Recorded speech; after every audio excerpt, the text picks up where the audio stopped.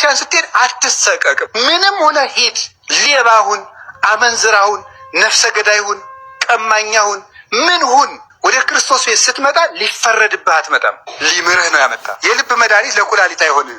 ለኩላሊት የሚሆነው ለጨጓራ ይታዘዛል። ለሌላ መሆኑስ ቀርቶ ሳይድ ኢፌክቱ በቀረል። የእግዚአብሔር ቃል ግን ለሁሉም በሽታ የምናዘው አንድ መድኃኒት ነው። መድኃኒቱ አንድ ነው፣ ለሁሉም በሽታ ይታዘዛል። አንድ ሰው የእግዚአብሔር ስለሆነ ጤና ያገኛል ማለት አንችልም። የእግዚአብሔር ባለመሆኑ ጤና ያጣል ማለትም አንችልም። ታማችሁ ጸበል ተጠምቃችሁ ስላልዳናችሁ እግዚአብሔር ትቷችሁ አይደለም። ስለዳንም ከሰው ለይቶ እግዚአብሔር ስለወደደን አይደለም። መከራ ትዕግስት ያስተምራል፣ ትዕግስትም ተስፋን ያስተምራል፣ ተስፋ ደግሞ አያሳፍርም ይላል። ቤተ ክርስቲያን የመሄድ የመጀመሪያው መስፈርት ምን እንደሆነ ታውቃላችሁ? ምህረት ማድረግ ነው። ምህረት የሌላቸው ሰዎች ምህረት አያገኙ። ቤተ ክርስቲያን ስትሄዱ ማንንም የሚከስ ሕሊና ሊኖረን አይገባም። ምህረት ሳይኖረን እግዚኦ ማረነ ማለት ምረት ሳይኖረን ማረኝ ትላለህ። አትምርም። ቢያንስ ተው ይተውላችኋል፣ ይቅር በሉ ይቅር ይላችኋል። ወንዶች በሽታቸው ምንድን ነው? ዝሙት። ሴትን ባዩ ቁጥር በዝሙት መነደፍ ማለት ነው። ሴቶች የእነሱ በሽታቸው ምንድን ነው? ትውዝፍት፣ ጌጥ ማብዛት ማለት። የካህናት በሽታቸው ምንድን ነው? ትዕቢት ነው።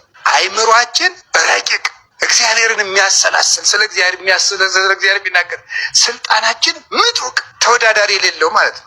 ባላንጣ የማይነሳበት፣ እኛ ያሰርነውን መንግስት አይፈታው ይላል።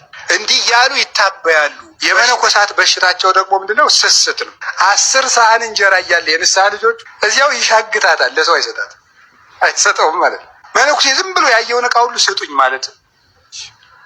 የሽማግሌዎች ወይም የአረጋውያን በሽታቸው ምንድነው? ገንዘብ መውደድ።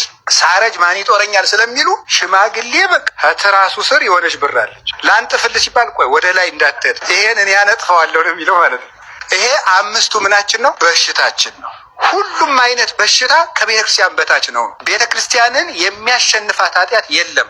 ምንም የኃጢአት ማህበር ቢኖር ከጌታችን ከኢየሱስ ክርስቶስ ደም በላይ የሚሆን ኃጢአት የለም። ምንም ነገር ቢሆን በሱ ደም ይደመሰሳል። ምንም ኃጢአት ከእግዚአብሔር ይቅርታ በታች ነው። የስላሴን ስም ማጥናት መማር፣ በስላሴ ስም መመካት፣ በአብ በወልድ በመንፈስ ሲበሉ አማትቦ መብላት፣ ከቤት ሲወጡ አማትቦ መውጣት። ወደ ቤት ስትገቡ የራሳችሁ ቤት እንኳ ቢሆን አማትባችሁ